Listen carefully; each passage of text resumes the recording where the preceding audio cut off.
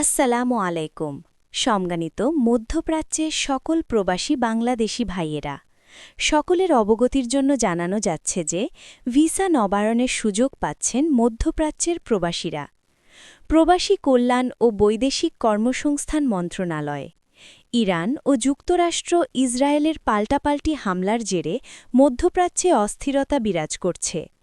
এমন পরিস্থিতিতে আন্তর্জাতিক ফ্লাইট অনিয়মিত হয়ে পড়েছে। এর ফলে ছুটিতে বেড়াতে আসা প্রবাসীদের অনেকে আটকা পড়েছেন। কারো কারো ভিসার মেয়াদ শেষ হয়ে যাচ্ছে, কারো শেষের দিকে। তবে এখন তারা ভিসা নবায়নের আবেদন করতে পারবেন বলে জানিয়েছে প্রবাসী কল্যাণ ও বৈদেশিক কর্মসংস্থান মন্ত্রণালয়। মন্ত্রণালয় থেকে জারি করা এক গণবিজ্ঞপ্তিতে বলা হয়, সৌদি আরব, কুয়েত, সংযুক্ত আরব আমিরাত, ওমান ও বাহরাইন থেকে বাংলাদেশে আসা কর্মীরা ভিসা নবায়নের জন্য নিয়োগকর্তা বা কফিলের মাধ্যমে যোগাযোগ করতে পারবেন। এছাড়া অনলাইনেও আবেদন করতে পারবেন।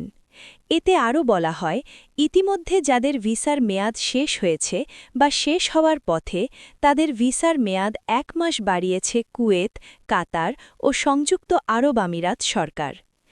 ইরান ইসরায়েল যুদ্ধ পরিস্থিতির প্রেক্ষিতে বাংলাদেশে ছুটিতে অবস্থান করা কর্মীর ভিসার মেয়াদ ইতিমধ্যে শেষ হলে বা শিগগিরই শেষের দিকে হলে সংশ্লিষ্ট দেশে গিয়ে তাদের ভিসা নবায়ন করা সম্ভব হচ্ছে না। এই কারণেই তাদের ভিসা নবায়নের বিকল্প ব্যবস্থা নেওয়া হয়েছে।